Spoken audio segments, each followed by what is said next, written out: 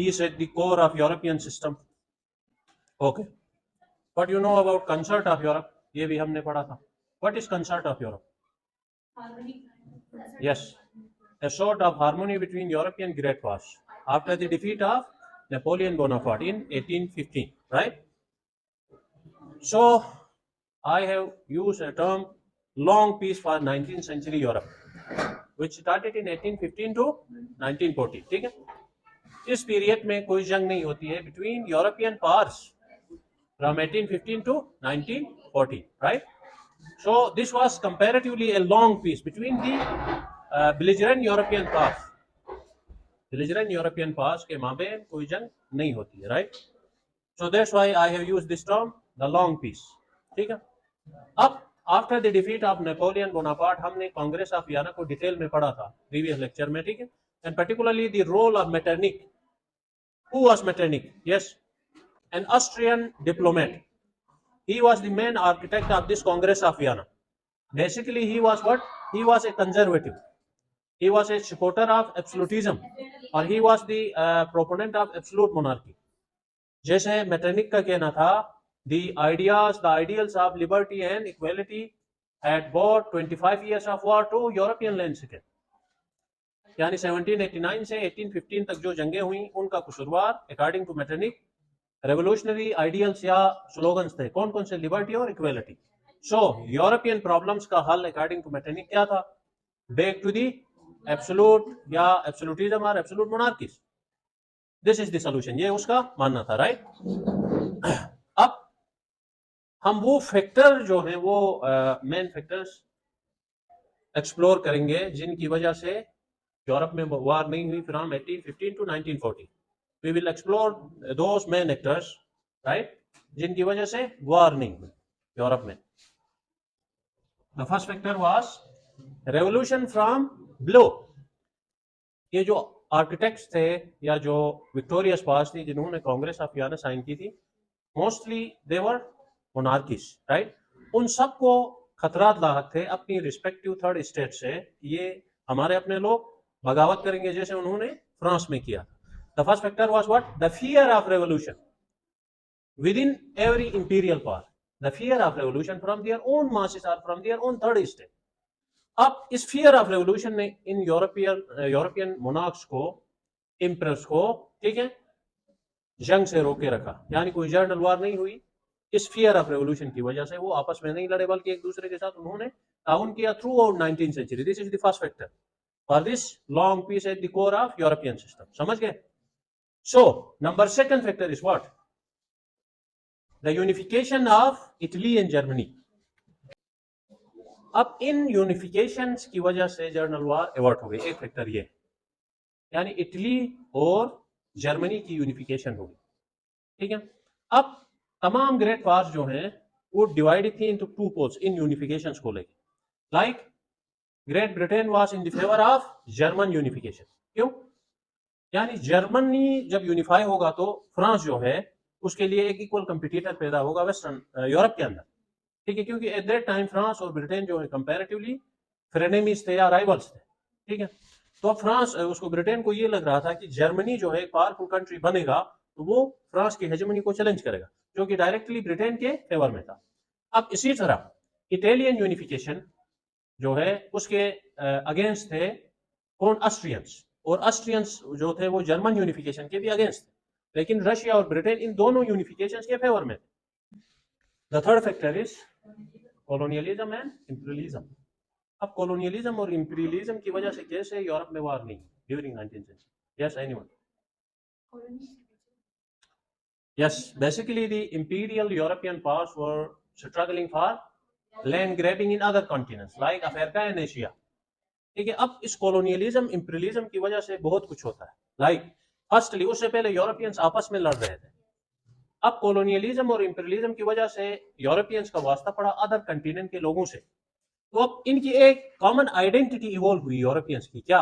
White Christian civilised Europeans. White Christian Europeans का concept colonialism और imperialism के बाद आया. क्यों? क्योंकि उनका वास्ता पड़ा अफ्रीकन से. अब अफ्रीकन या एशियन से जब उनका वास्ता पड़ा तो देखा वो डिफरेंट लोग हैं, कलर वाइज, क्रीड वाइज, ठीक है, सब कुछ.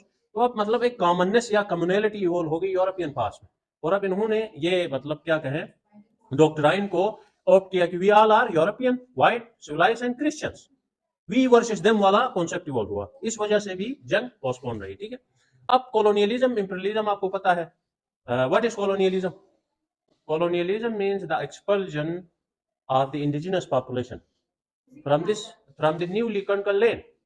Imperialism means indirect rule by the colonialist, यानी without replacing the indigenous population. यानी colonialism में क्या होता है, जैसे स्पेन ने मैक्सिको में किया, जो इंडिजिनस पॉपुलेशंस थी उनको एक्सटर्मिनेट किया गया या सेट असाइड किया गया, ठीक है, डिस्प्लेस किया गया और अपने लोगों को बचाया, right? This is what colonialism, like the present Israel की आप मिसाल दे सकते हैं, ठीक है, द स्टेट ऑफ इसराइल की आप मिसाल दे सकते हैं, this is a colonial country. अब इसी तरह इंपीरियलिज्म में क्या होता है, एक न्यू टेरिटरी को मास्टर्स कॉन्कर करते हैं और अपने कुछ रिप्रेजेंटेटिव्स के थ्रू रूल करते हैं, जैसे इंडिया की मिसाल लें, अफ्रीकन इंपीरियलिज्म की मिसाल लेना, ठीक है, ये इंपीरियलिज्म। अब इंपीरियलिज्म जो है ये बेसिकली शुरू तो 15th सेंचुरी में ही हुई, after the discovery of America and all that, ठीक है, लेकिन चूंकि जो कॉलोनियलिज्म या इंपीरियलिज्म का जो प्रोसेस था वो इतना फास्ट नहीं हुआ था, लेकिन 17th सेंचुरी ऑनवर्ड जब टेक्नोलॉजिकल एडवांसमेंट आना शुरू हो गई यूरोप में, तो अब कॉलोनियलिज्म और इंपीरियलिज्म भी फेस हो गई, ठीक है। छोटी कंट्री लाइक बेल्जियम और नेदरलैंड्स की भी कॉलोनीज थी, like 85% African continent was colonized, 85%, like इसी तरह आप कहें your entire Asia was under colonialism except Thailand and Japan, पूरा एशिया colonized था, ठीक है। तो अब ये एक बड़ा क्रूल या जिसको कहें डार्क फेस या dark era of human history रहा है colonialism imperialism, लाइक वो कहता है ना, डेस्मंड टेटू एक अफ्रीकन लीडर है, वो कॉलोनियलिज्म को जरा फिलोसॉफिकल वे में एक्सप्रेस करता है, वो कहता है when the Europeans came to Africa they had the Bible and we had the lands, when the Europeans firstly visited Africa they had just Bible, we had the lands, ठीक है। The Europeans said let's pray and we closed our eyes, our prayers, when we opened them means we opened our eyes, what we saw was we had the Bible, they had the lands, ठीक है, this is what colonialism। अब इसी तरह फिर एक और interesting वाकया Yawal no Harari अपनी बुक सेपियंस में कॉलोनियलिज्म का एक तस्करा करता है। Who was the first person who settled his feet on moon? Neil Armstrong, very good, Neil Armstrong और उसके जो कुलीग्स थे, ठीक है, वो प्रिपरेशंस कर रहे थे बिफोर लैंडिंग ऑन मून। तो एक रेड इंडियन बूढ़ा वहां से गुजरा जहां पे ये वो ट्रेडिंग कर रहे थे वहां से, तो वो रेड इंडियन पूछता है कि आप क्या कर रहे हैं? तो अब नील आर्मस्ट्रॉन्ग और उसके कुलीग्स कहते हैं हम चांद पे जाने की तैयारी कर रहे हैं, चांद पे जा रहे हैं। तो अब जो रेड इंडियन बिलीफ्स के हिसाब से उनका कोई जो बुजुर्ग होता है या उनकी जो स्पिरिट रूहें होती है ना, वो चांद पे कयाम करती हैं आफ्टर दी डिमाइस। तो अब वो बूढ़ा काफी इंटरेस्ट लेता है, अच्छा आप सच में चांद पे जा रहे हो? तो बिल्कुल हम तैयार हैं, हम विद इन नो टाइम हम जा रहे हैं। तो अब वो कहता आप मेरा एक काम करेंगे, रेड इंडियन बूढ़ा या नेटिव अमेरिकन, तो ये कहते हैं हाँ जरूर करेंगे। तो वो कहता है मेरा एक पैगाम है अपने बुजुर्गों के लिए जो कि चांद पे रहते हैं, तो आप मेरा ये पैगाम उनको पहुंचा दें। तो वो कहते हैं क्या है आपका पैगाम, बता दे। तो वो उस पैगाम को ना नेटिव लैंग्वेज में बोलता है, उनको कहता है आप इसको रट लें, आप इसकी मानी छोड़ दें, आप जस्ट इसको रट लें, और जब उधर पहुंचे तो इन्हीं वर्ड्स को आपने अटर करना, उनके सामने कहना। बहरहाल वो उन्होंने याद किया उस बूढ़े के पैगाम को नेटिव लैंग्वेज में। तो शाम के टाइम फिर एक और रेड इंडियन जो कि उनके टीम का हिस्सा थे वो आए, तो अब उन्होंने ये सारा वाकया उसको सुनाया कि ऐसे एक बूढ़े ने एक पैगाम रिकॉर्ड करवाया है लोकल लैंग्वेज में कि अगर वहां अगर हमारी रूहें मिलती हैं तो आप इनको ये पैगाम बता दें। तो वो कहता है कि क्या पैगाम उसने आप लोगों को याद करवाया? तो वो बताते हैं उसको ये अल्फाज उसने कहा हमने याद किए। तो बहरहाल वो नेटिव हंसता है, बहुत हंसता है। तो वो पूछते हैं क्यों हंस रहे हो, आप क्यों हंस रहे हैं?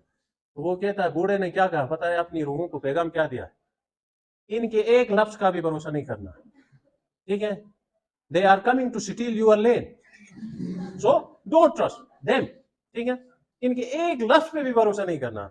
ये सिंपल है कि मिशन या एजेंडा लेके आ रहे हैं, इन्होंने आपकी जमीन चुरानी है जो जैसे इन्होंने हमारी चुराई, ठीक है। This is colonialism and imperialism. अब यूरोपियंस की अपनी जस्टिफिकेशंस थी इंपीरियलिज्म को लेके या कॉलोनियलिज्म को लेके।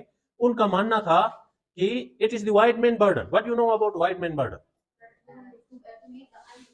Yes, according to Europeans, जो एरिस्टोटोलियन कॉन्सेप्ट था, the civilised Greek versus the barbarians, फिर यही कॉन्सेप्ट बोरो किया था रोमन्स ने, जैसे मैंने बताया था, वी आर सिविलाइज्ड रोमन्स, और रोमन टेरिटरी से बाहर जो भी कौमें हैं, दे वर बारबेरियंस, ठीक है। अब यूरोपियंस का 19th सेंचुरी यूरोपियन या कॉलोनियल मास्टर्स का भी ये तस्वीर था, we are civilized and it is our responsibility to civilize the barbarians or the dark continents, particularly Africa and Asia. अब इसको इन्होंने एक टर्म दिया था क्या, द वाइट मैन बर्डन, ठीक है। इस पे फिर अभी और भी चीजें क्या कहें, बड़ा क्रिटिसिज्म है द वाइट मैन बर्डन के ऊपर, आप इसको सर्च करें what is white man burden all that, ठीक है। अब इस कॉलोनियलिज्म इंपीरियलिज्म की वजह से यूरोपियंस जो हैं, या जो यूरोपियन इंपीरियल पावर्स थी, बेलिजरेंट पावर्स, वो यूरोप के अंदर नहीं लड़ रही थी, वो अदर कंटिनेंट्स में लड़ रही थी via progress and other things, ठीक है।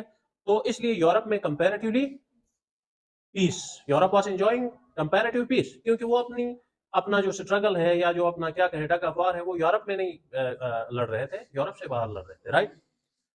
अच्छा, this was the fourth factor, right. अब उसके बाद कुछ और फैक्टर्स हैं, एक्स्ट्रा फैक्टर्स, मल्टीपोलैरिटी।